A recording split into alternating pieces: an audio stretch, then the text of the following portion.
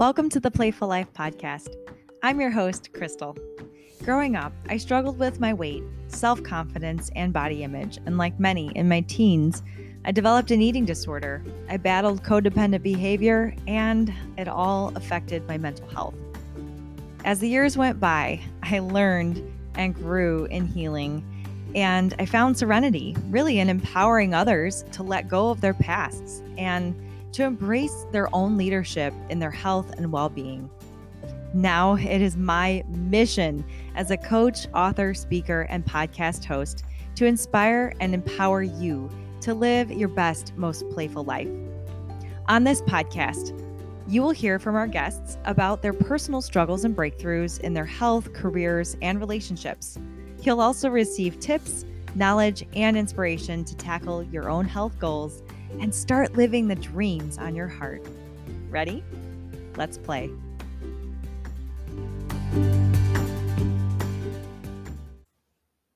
Joining me on the podcast today is the beautiful and stunning Amy Royster.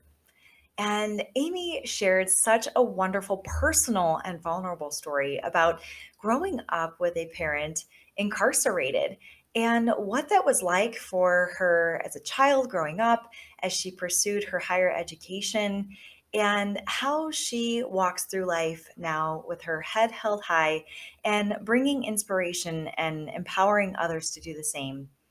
Amy was so gracious as she was crowned Mrs. Indiana America 2021. She just crowned back in June of this year. And she's just really excited to take on this platform, be able to reach many more people with her story and encouraging others. And I'm so excited to cheer her on as she goes to nationals. And this is just the beginning of her wonderful journey of inspiring others. Hello, Amy. Hi, Crystal. How are you? I'm doing excellent. How are you? Okay, doing fine. Thanks so much for having me. Oh, of course. Thank you so much for being on the podcast today. And I love just, of course, we're going to tell people that you are Mrs. Indiana.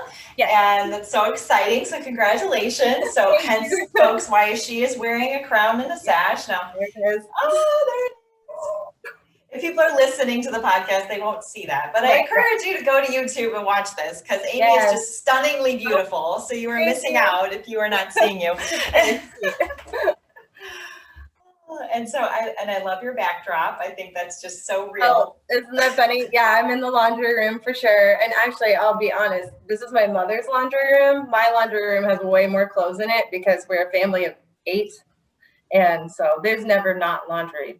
Oh, wow. Oh, wow. Yeah, we're going to have to talk about that. Your family, for sure. Big family. Yeah. Oh, my gosh. So, I don't know. Let's start maybe at the beginning. And we'll talk a little bit about just your journey this year going to Mrs. Indiana. And, how is it different maybe this year? Like, the year that you win obviously is very different. But, was there a different feeling going into it, a different mindset? I mean, what was that kind of like for you? Entirely. So a little bit of background on me. I am turning 35 this year, and I didn't start doing pageants until a couple of years ago, which was Mrs. Indiana. I did it 3 times back to back. And the first time I competed, I placed second runner-up. The second time I competed, I placed second runner-up. And then the third time I won. And it was a completely different mental experience for me. It really was. So I would say the first time I competed, I didn't have any expectations on winning. I was just trying it out, and it was a lot of fun. But I got bit by the bug, and I just truly felt like that was my journey. I just knew that was for me, that was what I was supposed to do. So when I went back last year and I placed second runner-up, I thought I was going to croak. But I just know, I feel it. I feel that this was for me, and I don't understand. And I think I really kind of clinched that dream a little too hard, that I was too controlling of it. Sort of self-sabotage, because when it didn't work out for me, I started having all those intrusive thoughts like, well, why am I not cut out for this? If I wanted this so much, why doesn't it want me back, sort of thing. And I thought about it got over myself, which it always takes a little bit of getting over yourself to get back up there and try again. And just went back into it with an open mind that if it doesn't work out for me, that it's okay, that it doesn't change anything. It doesn't change who I am. It doesn't change the work that I do. And I was so much more relaxed. And I truly felt when I was there that I could have shown up with purple hair and a horn and it still would have been for me because I was just in that right mindset. Was very relaxed about it and just showed up as my authentic self, and I could just feel it all falling into place, and it was just the right time. I love that so much. Okay, can we first of all talk about how cool that is? This is your third pageant and you just like went out there and killed it and won. Like, how awesome is that? Like, what a great story. And two, like, same for me. I was 33 when I did my first pageant, so wasn't something I ever did like when I was younger, in my 20s. And there's like a huge learning curve, right? To like even compete. Oh my goodness, when you show up for that first time, you realize all the things that you don't know. I mean, things you think, oh, well, a dress, and then you go in and you tell them a little bit about it. Way more than that. It's so much more than that. The intricacies of it. Yeah, it really is, like Michaela says, a sport, right? It really is this, something you train for and everything else. So we'll get into that a little bit. I love to, of course, tie in the health component of it all, the mental health component of it too, which I think is really important, which you kind of touched on. So maybe let's talk about that a little bit and sort of, was there, anything you did specifically to sort of like regain that confidence going into this, or what was sort of like your go-to for the mental and spiritual health of it? So what I did when I didn't win that second time, and I really, really wanted it, after I threw my very short pity party, I just took a look at myself and thought, it was really honest. I was really honest with myself. Like, well, I wasn't ready. I really wasn't ready. I wasn't fully able to talk about my platform and my life experiences without shutting down.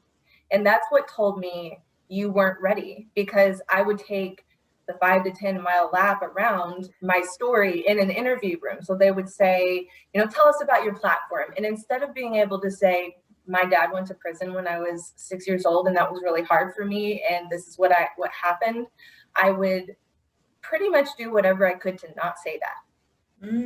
And I knew at that point that I wasn't fully comfortable. I hadn't fully embraced my own journey. So therefore, I wasn't qualified to wear the crown and banner and go advocate for it fully, not to the fullest extent. It was a me thing. I wasn't quite ready for it.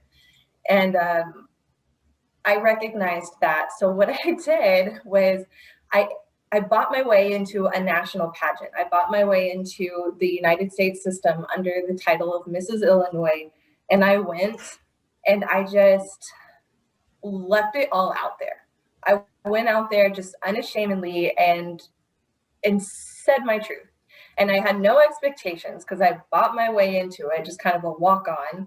And I ended up placing top 10, which was incredible. And I was so honored for that. But I wasn't there to win. I was there to learn, and I was there to grow. And I really did. I met some of the most incredible women that I would not know. They're some of my best friends. I wouldn't know them if I hadn't done it. And they very much rallied around me as I competed for Mrs. Indiana, which they knew that was what I wanted. And looking back, if I could go back in time and win the Mrs. Indiana title the second time I competed like I wanted so bad, I wouldn't do it. I wouldn't make that trade, because I grew and really leveled up inside. I did that mental work. And now I'm so happy and confident being able to talk about my platform, which is why I'm doing any of this in the first place. So it was just very much an inside job. I had to get me ready, and I just wasn't. It was true. Oh, wow, that's incredible. Like, that takes a lot of courage and fortitude and bravery to like step out and say, wow, like you had just basically come off this kind of high-low situation Yeah. with This Is Indiana that we competed in together, and you were like, you know what I'm going to do? Throw myself into a national pageant and just sink or swim, and that's awesome. Right. And I think those are the parts of life that like we have to hit to grow, like you're saying, you know, like We do. all or nothing, Yep. leave it all on the table, Yeah. like, you know, and I love how you even said, like, you didn't really have any expectations except for just doing it honestly. Yes, just giving it everything, being completely authentic, being myself, not trying to compare myself to other contestants and try and emulate that. I just showed up, and I even changed my hair color. I was like, well, what's the real me? And I'm like, this is the real me. I'm gonna show up like that. And it was so fulfilling to do that. A lot of people didn't understand my decision to do that. It seemed a little extreme, but I had some, I have a pageant coach, Crystal Cavey, I was coaching with her, and she encouraged me to get back out there and try again, really believed in me and really pushed me to not cower to a loss, but to take it and use it, because she really saw a lot in me. She saw my abilities and my story, and wanted me to be able to use it like I wanted to. It just felt like there's just a little bit of a mental block there. And definitely going to a national pageant by myself in Florida. Never really traveled by myself before, so that was. Oh wow! Well, you have six kids, right? Yeah, we do. So like that's impossible, right? Ever traveling by yourself? Being by myself in general is being by yourself, right? I'm surprised there's not like some child under your feet right now. Just like that's why I'm at my mom's house. I was like, I'm coming over because I have to get online on a podcast and I need you to watch my daughters. So that is entirely why I'm in her laundry room and not mine. That is so awesome. Just pure honesty. This is so great. But I think that's so, like, when you listen to any kind of business podcast or any kind of like, especially female entrepreneurs, I feel like I listen to a lot of them, and it's even they talk about sort of that exact thing, right? Coming out of a loss or losing it all, or, sort of like every successful person almost has this story, right? Where it was like, we lost everything, or we were bankrupt, or wow, this big deal fell through. And then it's that decision. It's the decision right after you have a loss. I think that is, like, it's what you do next. It's what you do. Yeah, agree completely. And I am the most proud of that decision, because I know that everyone would have understood probably even better if I just would have been like, okay, and let it go and didn't pursue it further. But competing for the same title 3 times, there's a lot of pressure when you come back the 3rd time, because everyone's looking at you, knowing full and well that you're only there a 3rd time because you intend to win it or try to. And that was pretty tricky for me to talk myself out of choking. So I'm glad I managed. Yeah. Isn't it such a weird like head game we play with ourselves in that situation? Yes. Yeah. Well, nobody's harder on ourselves than ourselves. Amen, sister. Yeah. Feel that. I'm a horrible boss. I'm a horrible critic. It's true. We're our own worst enemy too at times, I feel. Yeah, for sure. So glad that you got out of your own way and just went for it. And so I'm really excited to, talk to you about your platform a little bit and, sort of get the story from you, because I know when we competed, I think the only time I really heard about your platform was when you answered your question as one of the finalists. And I was like, I remember just being so intrigued, by what you were saying, and just wanting to learn more. And so I'm so glad that this path has led us to this point, so I can really just hear that from you and all about it. So tell me the story. Tell me the platform here. What's going on? Well, my platform, I have kind of created my own self-founded platform called Above Your Circumstances. And in a general way, that's just encouraging all people to embrace their personal journeys and use them for self-development, personal growth, and healing. And I was inspired to do that because when I was 6, my dad went to prison for life. And my normal everyday childhood, the trajectory of my life, it was going one way and then it went a completely different way, just out of nowhere. And a lot of people don't understand that a parental incarceration, or just not even parental, just an incarceration in general, um, impacts a family monetarily, so socioeconomic. Most families that have experienced the incarceration of particularly the male parent are in poverty, and that was our situation as well, because when you lose half of an income for a household, usually the bigger half if it's a father, that changes your standard of living. Also paying all those legal fees. I know we had to sell everything, our house, our cars, to pay for legal fees, and that wasn't even enough, so that really impacts families more than people would think. And then on top of that, you have all of the mental health components. You have PTSD, you have anxiety, you have feelings of isolation, and then the social stigma, because an incarceration is not a socially accepted loss. It is a loss that typically society sort of almost roots for in a way. If you get online and you read comments on news stories where someone's been convicted of something, you are not met with compassion. That is not in the conversation at all. So that is very damaging, especially for young people. And if you look at the statistics, you'll also see that these compounding issues often cause young people to engage in at-risk behaviors or risk behaviors, which will then perpetuate the crime cycle. So then you have this huge spinning ball of trauma, essentially. Yeah. And it's multi-layered and it's complex because our justice system, which we want to believe is fair and just and it serves its purpose, it does, but one thing begets the other. So we're solving one problem and creating 6 more. Because there are not resources and because our society feels the way we do about crime and punishment in general. So it's complicated. And I very much experienced many of those feelings and socioeconomic situations.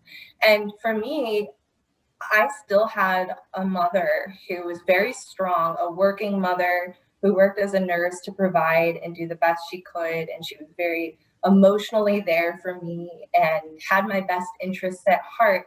And that was the key to allowing me to lead a very successful and productive life, despite any of the negativity that I felt inside me. And most kids who have a parent go to prison don't have a mother like that. They don't have that support system. So I was very fortunate. And I'm able to recognize that. So it inspired me to provide those resources for young people who don't have them. So I've created a scholarship foundation for kids who have a parent in prison. And then I help connect families with resources, sort of like victims assistance, but for the family of defendants, where they could get help with lunch accounts, school clothes, Christmas presents, things like that. Wow, that is incredible. And I think what really hit me most about what you said is that idea of that loss that, I mean, your father might as well have passed away, right? Correct. Or because he wasn't living your life anymore, right? Yeah. And that's, when people, I think when kids maybe lose a parent, right, there's that, of course, that sense of loss, but also like there's that celebration of life that sort of happens, right? That there's casseroles and cards and I'm sorry's and support and whatever I can do. But when a parent goes to prison for life, people are just not speaking to you or giving you the side eye or gossiping. It's never a compassionate, general sense of coming together. And I'm not saying that there aren't people who aren't sympathetic, because there definitely were those. But overall, as a community, absolutely not. Opposite of that. Right. Yeah. And even still. Yeah. Oh, that's just breaks my heart. It really breaks my heart because I know that there are a lot of situations like this around our country, and it's so baffling to me that as a free country and a country that prides itself on its freedom and sort of its, carrying the torch around the world for democracy and all these things and freedom of speech and free thinking and all these things, that we have just so many people incarcerated, Right. and just, the after effects. Like, not a lot of people think about the family, think Mm-hmm. about, even, for maybe people who don't have children, they still have sisters and brothers, they still Right. have moms and Sons and dads. daughters, Hmm. just, Right.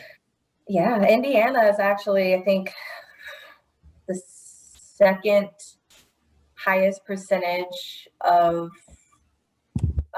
children who have an incarcerated parent in the United States. It's very high. The way that our drug laws are in Indiana, the sentencing, we have this issue impacts a lot of kids in Indiana alone. Nationally, the numbers staggering. Wow. So it's Wow. more common than people think.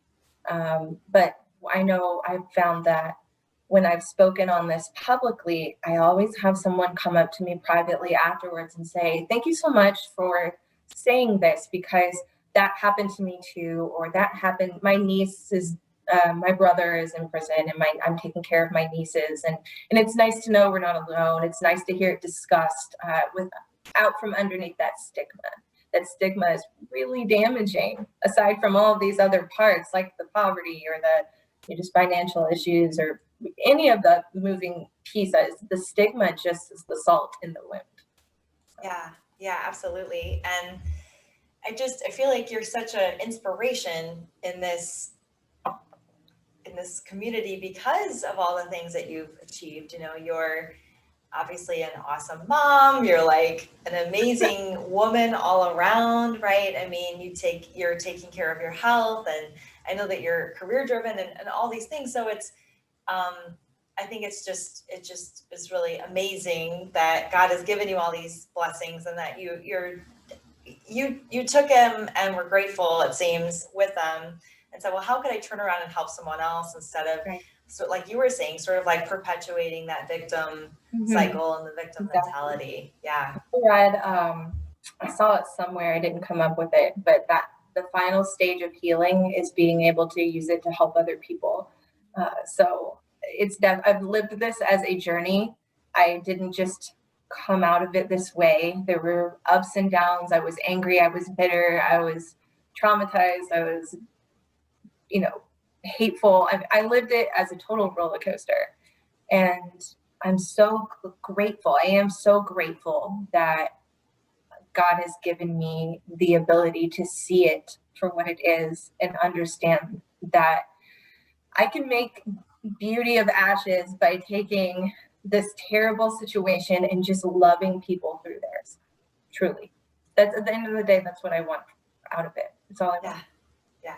Oh, wow. Oh my gosh. I was like chills. Um, so what are some of the ways that, I guess, you're maybe sharing the platform or getting out there, or, raising money for the scholarships? What are some of the things around it? Well, the scholarship was the piece that came first, and I named it after my dad. It's called the Bradford Foundation Scholarship, and that is crowdfunded. And I've also partnered with a local craft vendor to make earrings that were in the shape of a compass rose, kind of just for the symbol of like direction, um, and moving forward. And sold those to help fund the scholarship. And I've been able to give away $1,000 three times, so 3 years consecutively. So it's very exciting. It's small but meaningful. How I always put it. And it is my goal to speak 2 times a month about my platform to just raise awareness. And then now my ultimate goal is to create a mentorship program for at-risk youth. I've been involved with programs for kids who have a parent in prison, but I really want to expand that and maybe partner with the Boys and Girls Club or the YWCA, YMCA, and have just a program that addresses some of these bigger issues that really do impact teens, I found that, and I'm a high school teacher, so that's the kind of where I'm speaking from. Teenagers really do like to talk more than they let on. They do open up and they do want to open up, usually not to their parents. That's the key thing. Teenagers opening up to their parents is just not a thing, but but they do want to open up to adults. And I found as a teacher that I had many students share their experiences with me, not necessarily about having a parent go to prison. Some did, but just in general. And they really do want grown-ups to tell them what to do with it. And I know that there are worthy programs out there, but I would like to start my own, turn my platform into a nonprofit and partner with one of these, Boys and Girls Clubs, YWCA, to provide that support for them. Yeah, that's awesome. Or even, maybe something that would be in public high schools or something around the country. After school programs are great. Just a place to go and being able to casually talk about it and address some of those feelings in a safe place. And then also be useful. I find that building mental toughness, talking about dream building, being able to just look outside of what's right in front of you and these feelings you have right here and now and focus on the bigger, more promising pieces of life is a great first step to overcoming those things. You have to have hope, and many of these young people just don't have that. Yeah. I mean, especially I think most people in high school, it's like your blinders are on, right? You think like this is the way life's always going to be, and this sucks, right? I was just saying that to my husband about our own 14-year-old. I was like, it's like he can only see 2 inches in front of his face, and it drives me crazy. It's like, you have to have more foresight than that, but he doesn't have those neural pathways developed yet because he hasn't lived longer than 14 years, Right. It's infuriating as a mother, but it's just the way it is. It's developmental. Oh my gosh, that's so true. That's so true, right? It's like, what's your life experience up until now? And those teenage years are really like the hardest, on you, because all these changes are happening to you physically and emotionally and socially and all these things. And yeah, I feel like that's a huge thing that, we talk about, my husband and I, a lot, like having music as a way of healing for, young people. Because when we were that age, that's how we dealt with it. We turned to music and songwriting and expression. And, anytime I meet high school kids or just young adults, I'm like, life gets better. This is not the way it's going to be forever, I want to know whoever told the first high schooler that these are the best years of their life. I want to meet that person and just give them a piece of my mind, because it's the worst advice ever. It is not. It is not. Exactly. I feel bad for people who look back on high school and like, oh, those are the glory days. I'm like, oh no. No, I agree. I mean, I think you can have some really great experiences, and some people just loved it. I wasn't one of them. I did not love that. But yeah, no, it does get better. The more you mature, you just see the world differently. It's not so immediate. Yes, definitely. That's awesome. And just speaking on congratulations, and really just honoring you for giving away those scholarships. Like, yeah, it might not be a full ride somewhere, but like every little bit really counts. And I actually just had Jennifer Garrison on, which competed with you this year, and she was talking about her scholarship fund and how when she was growing up, really or going to college, like $1,000 was like, oh my God, thank you. Because sometimes it's just piecing together all those little bits. And for me too, I remember I was working full time, putting myself through school, just the books alone are so expensive. So any kind of help at all, to just put you over that hump, is really, really helpful. I agree. And that's, maybe one day it can be a full ride. That's a secret, not so secret dream of mine. I would love to be able to partner with some bigger organizations that can help fund that. And I would love to make those connections. So one day I hope to be able to really bless multiple students just symbolically. And a small little backstory on the symbolism there is that my father is a highly educated man. He has he almost has a doctorate maybe in philosophy and theology. I don't know. He's very smart. Um, and he truly does believe, after mentoring many people in prison with him, that education is the way out. That education is the key to stopping the crime cycle because it rewires your brain. You're able to think less immediately, and it changes you. And so he feels strongly that that is the key to stopping this mass incarceration. And I agree with him as a teacher. I agree with him. So symbolically, the scholarship, it's very meaningful to us. And I hope it's also meaningful to the people who get it, which they seem very grateful. But it definitely blesses me double. Oh, absolutely. Oh my gosh. Wow. That's amazing. And just how like connected you are to education, right? I mean, now you're a teacher. And so, I mean, was that sort of like an inspiration for you becoming, a teacher, sort of being a part of the education for other people? I don't know. That's the honest answer. I didn't think that I wanted to be a teacher when I graduated high school. I wanted to go into the medical field. And which was strange because I had earned art scholarships. I won a championship for 2D art in high school. I mean, I was a very artistic person. I still am. I express it through my DIYs, if you follow that. Yes. But so I graduated and I went into pre-med biology. Got half of a semester in, and it's like, I hate it here. This is not for me. I am not a medical person. What am I doing here? And so I tried my hand at the School of Business, and I sat through my first business law course, and I was like, nope, not for me either. I'm not a business law person, which is funny because now we're small business owners, and I have to know all that stuff anyway. And I went to I ended up doing a job shadow at a high school. And I remember leaving that day and calling my mom and saying, I know what I want to do. I want to be an English teacher. This is the right thing for me. This is what I was meant to do. And despite the fact that I would be poor, because we don't pay our teachers enough, whoever's listening, you need to get on that. They are saints. But I really felt that that was my path, and I love it. I do love it. I am good at it. But I never would have thought that I would have picked that for me. Yeah. So, it sounds like you've just been like answering God's call all your life. Like, God be dragging me around. He'd be dragging me around by my hair, I swear. Well, he's taking you all the way to Vegas, girl. And, yes. This is America. This is America. So, and this is world. Yes. Let's just put that out there. Speak that into the world. No.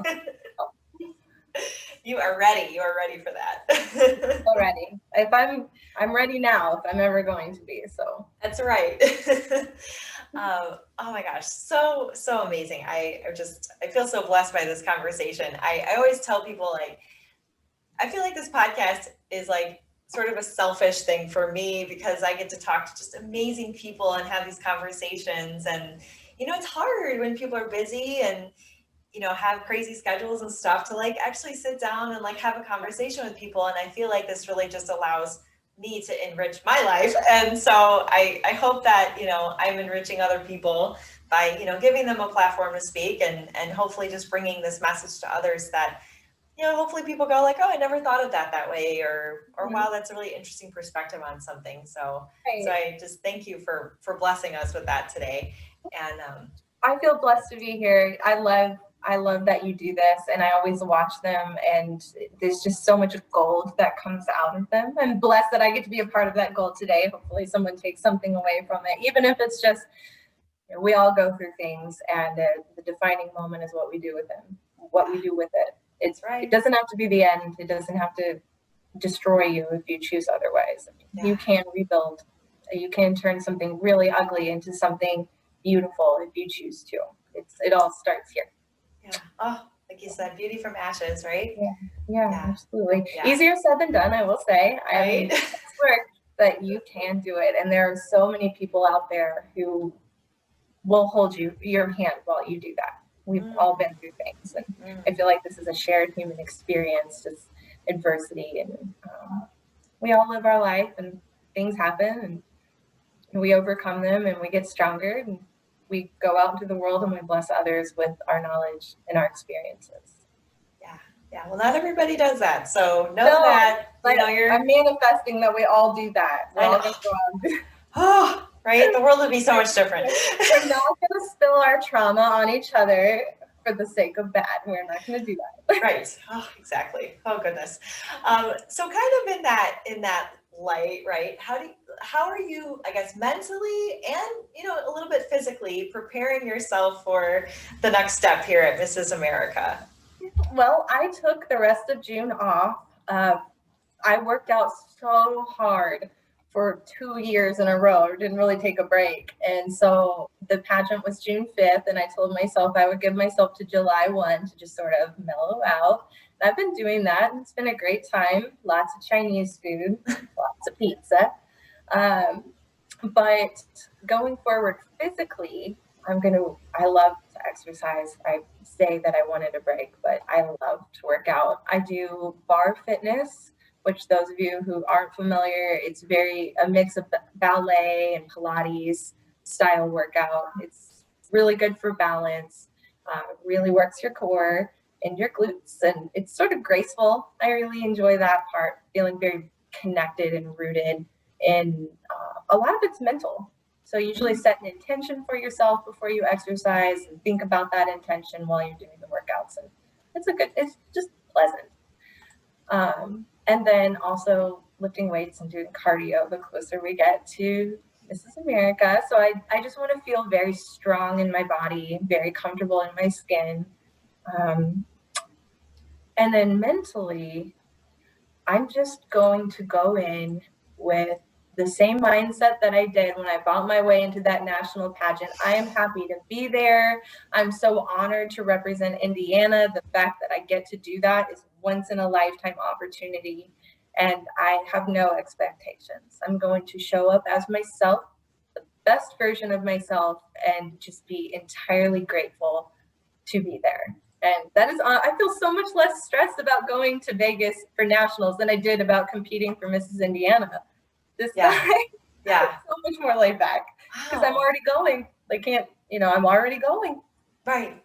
That's true. Right. Yeah. So, and like you said, you competed three times in a row to get this, the Indiana title, and how much, pressure almost that there was on you, that you felt, to kind of really just show up and be awesome, and, people know when you come back that third time that your intention is to win, that you want to win. It's not for any other thing. It's because you want to win it.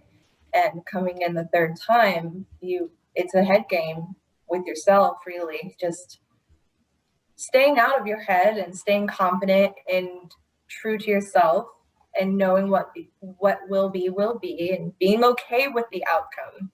And that was all the difference. So going into Mrs. America, I've never been there before.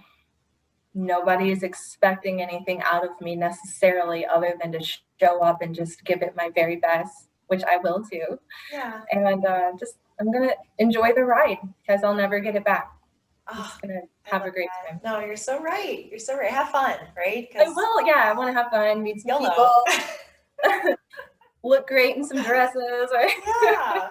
Oh, that's wonderful. So I know it's a ways away, but are your kids going to go see you? Taking the crew?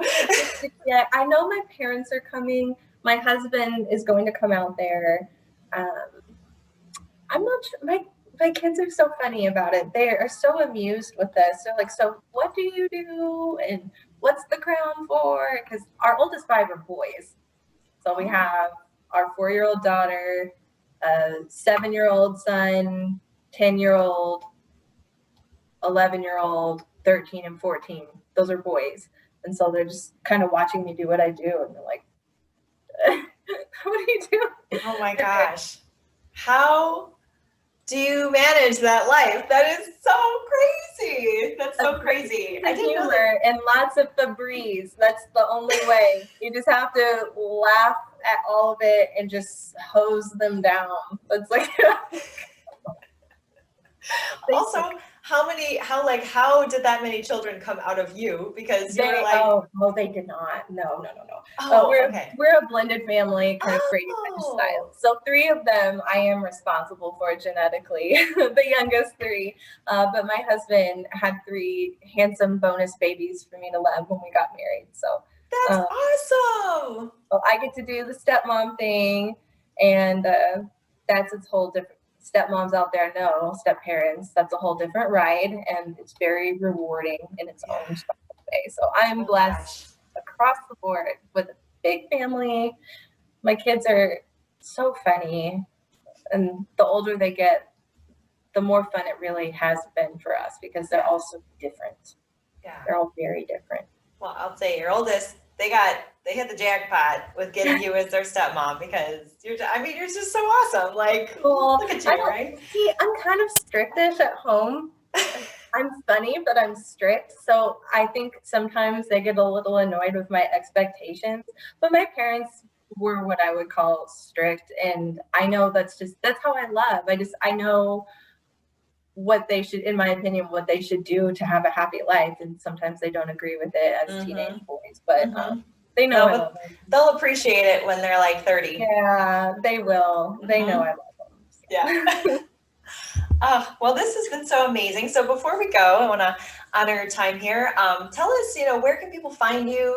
What's sort of maybe a call to action, some way that people can help you along your journey to get to Mrs. America, or if somebody's just really resonating with your platform and what you're doing, how can we get connected? All right. So if you want to just follow me on social media, you can find me on Facebook under Amy Royster, or the Mrs. Indiana America Pageants Facebook, where you can follow me and our first runner-up title holder for Mrs. American, which is Christy Carey, and she's amazing. And then our Miss Indiana, Amelia Dean. So you can find us all there at the Mrs. Indiana America Pageants Facebook page. Also, same place on Instagram. And as far as getting involved in my platform, always looking for donations for next year for the Bradford Foundation Scholarship. Also looking to partner with any organizations who would like to implement an early intervention program. Always would love to talk about that because that's my next step. And then as far as helping me on my way to Mrs. America, God willing, I can bring home the crown to Indiana. Gosh, we were so close with justice. I thought it was going to happen. Okay, but forever Mrs. America right there. But you can, of course, pray for me and send positive vibes as I prepare, and also still looking for corporate sponsorship. So if you would like your name to be affiliated with the Indiana title holder, which is me, you could always reach out as far as a corporate sponsor or personal sponsor. So those are some ways that you can help me and bless me. But as far as just your prayers and support mean everything to me as I prepare.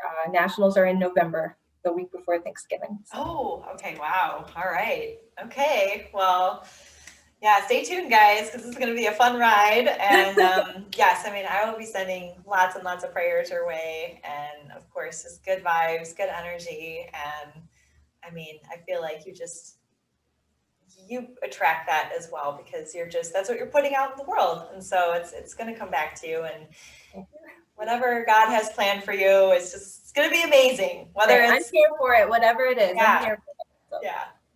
Thank you so much for having me on today. I'm very blessed by that and your friendship. So thank you so much. Yes, likewise. Thank you so much. And, for everybody we're going to link below how to get in touch with Amy. So if you weren't taking notes when she was saying, you could just follow the links. They'll all be there for you. So thank you again, and have an awesome rest of your day, and best wishes to you. Thank you, Crystal. Thank you. Bye, everybody. Thanks so much.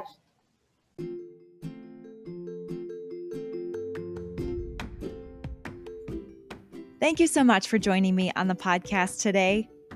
If someone you love would benefit from this message, please, please share this podcast with them. And if you want more out of your life, not just surviving every day, but you want to truly thrive, Visit me at crystallizedhealthadvisors.com or on Facebook to schedule your free dream strategy call with me today. Do not hesitate any longer. Life is short, and I want you to truly live the playful life. I will see you next time, and as always, stay playful.